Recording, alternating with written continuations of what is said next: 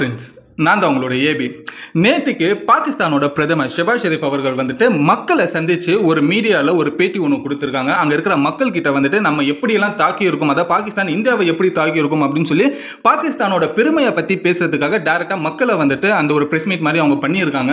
அதில் வந்துட்டு ஷெபாஸ் ஷெரீப், அதாவது அந்த நாட்டோட முக்கிய பொறுப்பில், அதாவது பாகிஸ்தானோட பிரதமரே வந்து என்ன சொல்றாரு அப்படின்னாக்கா, அங்கே இருக்கிற மக்களுக்கு பொய்யான ஒரு விஷயத்தை பரப்பிக்கிட்டு இருக்காரு. என்ன அப்படின்னாக்கா, இந்தியாவை வந்துட்டு நாங்கள் ஜெயிச்சிட்டோம் இந்த போரில், பாகிஸ்தான் தான் இந்த போரில் ஜெயிச்சது, ஸோ நம்ம வந்துட்டு பாகிஸ்தானை வந்துட்டு இந்தியா எப்பயுமே வந்துட்டு தோக்கடிக்கவே முடியாது அப்படின்ற மாதிரி ஏகப்பட்ட விஷயங்கள் அவருக்கு வாய்க்கு வந்த மாதிரி வந்துட்டு மக்கள் கிட்ட பரப்புரை பண்ணிக்கிட்டு இருந்தாரு. பட் இந்த ஒரு விஷயம் அந்த நாட்டோட முதலமைச்சரே பண்றாரு அப்படின்றது தான் இந்த உலக நாடுகள் முழுக்க வந்துட்டு பேசப்பட்டு இருக்கிற ஒரு விஷயம். பட் இதோட தொடர்ச்சியா இந்த ஒரு விஷயத்தை பொய்யாக்குற மாதிரி நம்மளோட இந்தியா சைட்ல இருந்து ஒரு பதில் அப்படின்ற ஒரு விஷயம் கொடுக்கப்பட்டிருக்கு. என்ன அப்படின்னாக்கா, இந்தியா சைட்ல இருக்கிற டிஜிஎம்ஓ இதுக்கு வந்துட்டு டைரக்டா பிரஸ் மீட் நேற்று நைட்டு வச்சிருக்காங்க. ஸோ இந்த பிரஸ் மீட்ல இருந்து நம்மளோட இந்தியாவோட டிஜிஎம்ஓ என்ன சொல்றாங்கன்னா, பாகிஸ்தான் சொன்னதெல்லாம் நம்பாதீங்க, அந்த பிரைம் மினிஸ்டர் சொன்னதெல்லாம் நாங்கள் எங்கெங்கெல்லாம் தாக்குதல் பண்ணியிருக்கோம், பாகிஸ்தானுக்கு எங்கெங்கெல்லாம் அழிவுகள் ஏற்பட்டிருக்கு அப்படின்றது எல்லா டீட்டெயிலும் கம்ப்ளீட்டடா வித் ப்ரூஃபோட வந்துட்டு நம்மளோட இந்தியா டிஜிஎம்ஓ வந்துட்டு உலகம் முழுக்க இந்த ஒரு ப்ரூஃபை ஷேர் பண்ணியிருக்காங்க பிரஸ் மீட் மூலமா. ஸோ அந்த ஒரு பஞ்சாயத்து தான் இந்த ஒரு வீடியோவில் பார்க்க போகிறோம். அது மட்டும் இல்லை,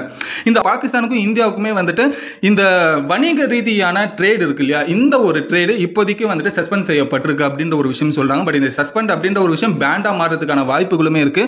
ஸோ இதை பற்றியுமே பார்க்க போகிறோம். ஸோ ஏகப்பட்ட இன்ஃபர்மேஷன்ஸை நேற்று என்ன பிரைம் மினிஸ்டர் அவர்கள், பாகிஸ்தானோட பிரைம் மினிஸ்டர் பேசினாரு, அதே போல நம்ம என்ன அதுக்கு பதிலடி கொடுத்துருக்கோம், நம்ம என்னென்னலாம் பாகிஸ்தானில் வந்துட்டு இது வரைக்குமே அடிச்சு நொறுக்கி இருக்கும் அப்படின்றது கம்ப்ளீட் டீட்டெயிலாக இந்த ஒரு வீடியோவில் பார்க்க போகிறோம். அது மட்டும் இல்லாமல் இந்த ட்ரேட் ரிலேட்டடாக இருக்கிற எல்லா விஷயங்களுமே பேக் டு பேக் ஒன்று நம்ம பார்க்க ஆரம்பிக்கலாம். ஸோ வாங்க வீடியோக்குள்ளே போகலாம். நான் தான் உங்களோட A B and welcome to our channel. இன்னும் நம்ம சேனல் சப்ஸ்கிரைப் பண்ணலாம், உடனே சப்ஸ்கிரைப் பண்ணிக்கோங்க. அப்போ இது போல தெரியாத பல விஷயங்களை, உலகம் முழுக்க நடக்கிற பல இன்ஃபர்மேஷன்ஸ் நீங்கள் இந்த சேனல் மூலமா வெறும் 10 நிமிஷத்தில் தெரிஞ்சுக்கலாம். அதுக்கு உங்களோட சப்போர்ட்டை சப்ஸ்கிரைப் பண்ணுற ஒரு விஷயத்தில் காமிச்சிக்கோங்க. ஃபர்ஸ்ட் விஷயம் எங்க இருந்து ஆரம்பிக்கலாம் அப்படின்றத பார்க்கும்போது, முதல்ல இந்த சீஸ் ஃபயர் அப்படின்ற ஒரு விஷயம் மறுபடியும் இந்தியா வந்துட்டு ஒரு டீடைலான ஒரு விஷயத்தை சொல்லியிருக்கு. என்ன அப்படின்னாக்கா, இந்த சீஸ் ஃபயர் அப்படின்றது இந்தியா பாகிஸ்தான் நடுவில் வந்துட்டு இப்போதைக்கு பண்ணப்பட்டிருக்கு. பட் இந்த சீஸ் ஃபயர் முதல்ல இனிஷியேட் பண்ணது பாகிஸ்தான் சைடில். பட் இதுக்கு வந்துட்டு இந்தியா வெறும் சம்மதிச்சு மட்டும்தான் இருக்கு. இது ஒரு அண்டர்ஸ்டாண்டிங்ல மட்டும்தான் இந்த சீஸ் ஃபயர் அப்படின்ற ஒரு விஷயம் அடங்கி இருக்கு அப்படின்றது டீடைலா சொல்லிருக்காங்க. பட் இதுக்கு நடுவில் இந்த சீஸ் ஃபயர்னால இந்தியா பாகிஸ்தானுக்கு இடையில எந்த ஒரு அக்ரிமெண்ட்டும் இது வரைக்கும் போடப்படல, அதுக்குமே நாங்கள் தயாரா இல்லை அப்படின்ற ஒரு விஷயம் சொல்லப்படுது.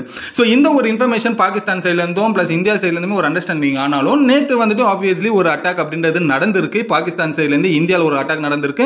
இதுக்கு நம்ம பதிலடி இந்தியா சைட்ல இருந்து பாகிஸ்தானுக்கு நம்ம ஒரு பதிலடி கொடுத்தாச்சு ஆஃப்டர் த சீஸ் ஃபயர் அப்படின்றது. ஸோ இதனால சீஸ் ஃபயர் அப்படின்ற ஒரு விஷயம் வயலேஷன்ன்றதாவது, இதனால பாகிஸ்தான்ல இருக்கிறவங்க பயப்பட ஆரம்பிச்சாங்க. என்னன்னா, இந்த ஒரு சீஸ் ஃபயருக்கு அப்புறமா நம்ம முதல்ல தாக்குதல் பண்ணோம், பதிலுக்கு இந்தியா நம்மளை திரும்பியும் தாக்குதல் பண்ணது. ஸோ எப்படி இருந்தாலும் இந்தியா தாக்கிறதுக்கு ரெடியாவே இருக்கு எந்நேரமோ அப்படின்ற ஒரு விஷயம் இதுல தெரிஞ்சுக்கிட்டாங்க பாகிஸ்தான்.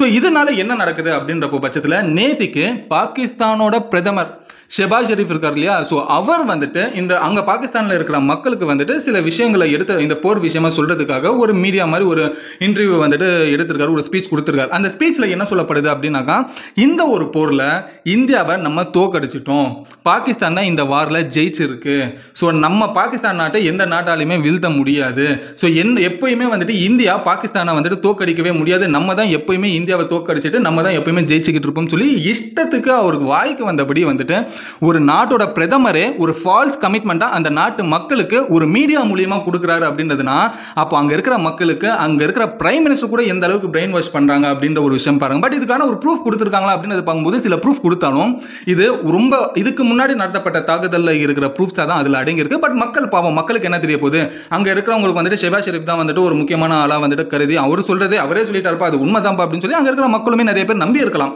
ஏன்னா அந்த நாட்டோட பிரதமர் அவரே சொல்றாரு உண்மையாதான் இருக்கும் அப்படின்ற ஒரு பட்சத்தில் அதெல்லாம் நம்பிருக்கலாம். பட் இது முக்கியமான இருக்கிற பொறுப்புல இருக்கிற பிரதமர் இந்த மாதிரி ஒரு ஃபால்ஸான கமிட்மெண்ட் கொடுத்தா அந்த நாட்டில் இருக்க வேற யார்கிட்ட தான் போயிட்டு கம்ப்ளைண்ட் பண்றது. பட் இந்த ஒரு விஷயம் உலக நாடுகளுக்கு தெரிஞ்சதுமே எல்லாருமே ஷாக் ஆனாங்க. என்னடா இவன் இப்படி புழுவுறான் அப்படின்ற மாதிரி சொல்லி ஒரு விஷயத்தை பேச ஆரம்பிச்சிருக்காங்க ஷெபாஸ் ஷெரீஃபை பத்தி. பட் இதோட தொடர்ச்சியா இதுக்கு சரியான ஒரு பதிலடி நம்மளும் பிரஸ் மீட் கொடுப்போம்டா அப்படின்னு சொல்லி இந்தியா சைட்ல இருந்து ஒரு பிரஸ் மீட் கொடுக்கப்பட்டுச்சு டிஜிஎம்ஓல இருந்து. ஸோ இந்த டிஜிஎம்ஓ அப்படின்றது ஃபுல் ஃபார்ம் வந்துட்டு நான் போன வீடியோல சொல்லி இருப்பேன், director of military general operation operation அப்படின்றது சொல்லுவாங்க. ஸோ இந்த ஒரு டிஜிஎம்மும் இந்தியா சைட்லேருந்து என்ன ப்ரெஸ் மீட் கொடுத்துருக்காங்க அப்படின்றது பார்க்கும்போது இந்த ப்ரெஸ் மீட்டில் இருக்கிறவங்க எல்லாருமே ஏர்ஃபோர்ஸோட சீஃப், ஆர்மி சீஃப், அதை முப்படைகளோட முக்கியமான ஒரு ஆட்கள் வந்துட்டு இந்த டிஜிஎம்ஓ சைட்லேருந்து விளக்கங்கள் அப்படின்றது கொடுத்துருக்காங்க. என்ன மாதிரி ஒரு டீட்டெயில் கொடுத்துருக்காங்க அப்படின்னு பார்க்கும்போது, நம்ம இந்த ஆபரேஷன் சிந்தூர் ஆரம்பிச்சோம்ல, 9 இடங்களில் டார்கெட் பண்ணி அடிச்சோம்ல, அப்போல இருந்து நேத்திக்கு சீஸ் ஃபயர் வயலேஷன் பாகிஸ்தான் சைட்லேருந்து பண்ணப்பட்டு அதுக்குமே நம்ம பதிலடி கொடுத்தோம்ல, இது வரைக்குமே என்னென்ன விஷயங்கள் எல்லாம் இந்தியா பண்ணியிருக்கு, எங்கெங்கெல்லாம் பாகிஸ்தானை தாக்கி இப்போதைக்கு பாகிஸ்தானோட நிலைமை என்ன இருக்கு அப்படின்றது டீட்டெயில் விஷயங்கள் சொல்லியிருக்காங்க. ஸோ அது ஒன் பை ஒன்னா நான் உங்ககிட்ட சொல்ல ஆரம்பிக்கிறேன். அதில் ஃபர்ஸ்ட் வந்துட்டு 9 அட்டாக்ஸ் வந்துட்டு பண்ணியிருந்தாங்க அந்த ஆபரேஷன் சிந்தூர்ல. அந்த ஒரு 9 அட்டாக்ஸ் அந்த டெரரிஸ்ட் கேம்ப்ல நம்ம பண்ணியிருந்தோம் அந்த ஆபரேஷன் சிந்தூர்ன்ற பேர்ல. அந்த 9 அட்டாக்ல அந்த டெரரிஸ்ட் கேம்ப்ல கிட்டத்தட்ட ஒரு 100க்கும் மேலான தீவிரவாதிகள் இறந்திருக்காங்க அப்படின்னு சொல்லி ஃபர்ஸ்ட் விஷயம் அதுல சொல்லியிருக்காங்க. இதுல ரெண்டாவது விஷயம் என்ன அப்படின்னாக்கா, இந்தியா எப்பவுமே பாகிஸ்தானை டார்கெட் பண்ணி அடிக்கிற ஒரு விஷயம் எங்க இருக்குன்னா, கமாண்ட் சென்டர்ஸோ டெரரிஸ்ட் கேம்போ ஏர் பேஸோ இதை நோக்கி தான் நம்மளோட இது அட்டாக்ன்றது இருக்கும் பாகிஸ்தான்ல. பட் பாகிஸ்தான்ல வர அட்டாக்ஸ் எல்லாமே வந்துட்டு சிவிலியன்ஸை நோக்கி வருது.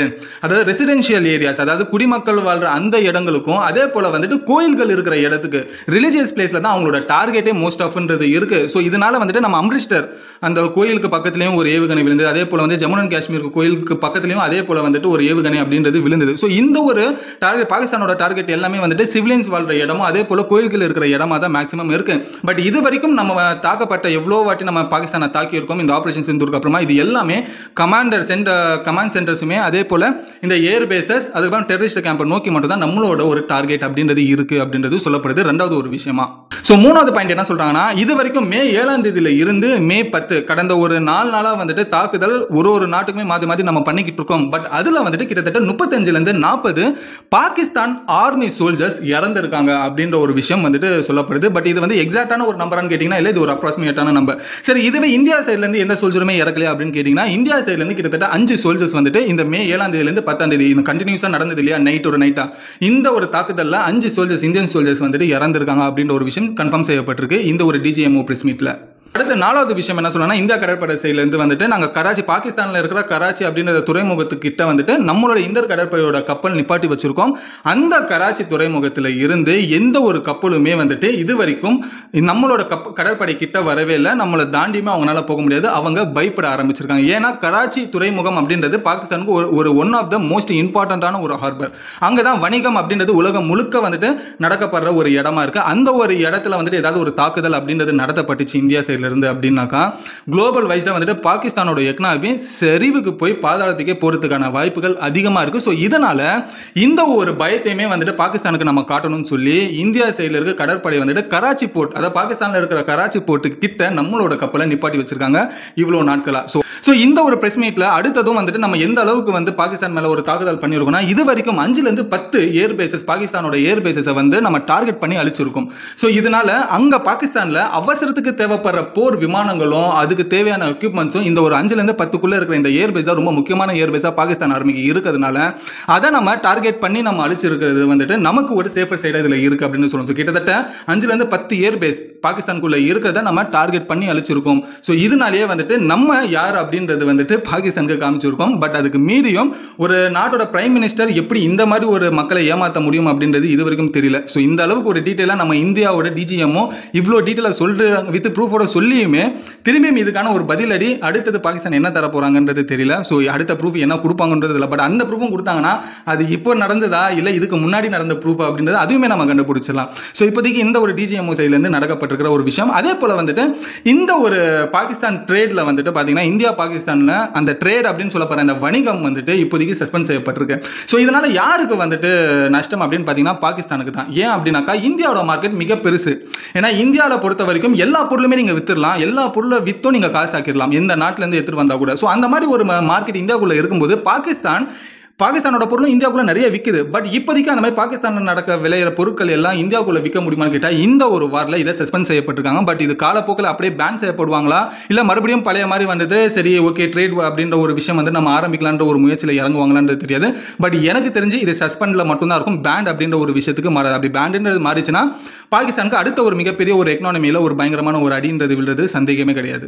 என்னதான் இருந்தாலும் இப்போதைக்கு இந்த சீஸ் ஃபயர் அப்படின்னு சொல்லப்படுற இந்த போர் நிறுத்தம் இந்த இந்தியா பாகிஸ்தானுக்கு இடையில இப்போதைக்கு இப்போதைக்கு ஒரு சொல்யூஷனாக இருந்தாலும் இதுக்கான ஒரு ப்ராப்பரான ஒரு அக்ரிமெண்ட் ரெண்டு நாட்டுக்குள்ள போட்டாங்களா அப்படின்னு கேட்டிங்கன்னா இது வரைக்கும் இல்லை. இது வரைக்குமே ஜஸ்ட் ஒரு மியூச்சுவல் அண்டர்ஸ்டாண்டில் மட்டும்தான் இந்த ரெண்டு நாடுகள் இருந்துகிட்டு இருக்கு. திரும்பியும் வந்துட்டு பாகிஸ்தான் சைட்லேருந்து இந்த சீஸ் ஃபயரை வயலேஷன் பண்ணாங்க, மறுபடியும் ஒரு தாக்குதல் இந்தியாவுக்கு வந்தது அப்படின்றப்ப பட்சத்தில் மறுபடியும் இந்தியா தாக்குறதுக்காக வெயிட் பண்ணவே மாட்டாங்க. உடனடியாக அடுத்த ஒரு தாக்குதல் அப்படின்றது இந்தியா சைட்லேருந்து பாகிஸ்தானுக்கு போகிறதுக்கான வாய்ப்புகள் 100 இல்லை 200% இருக்கு.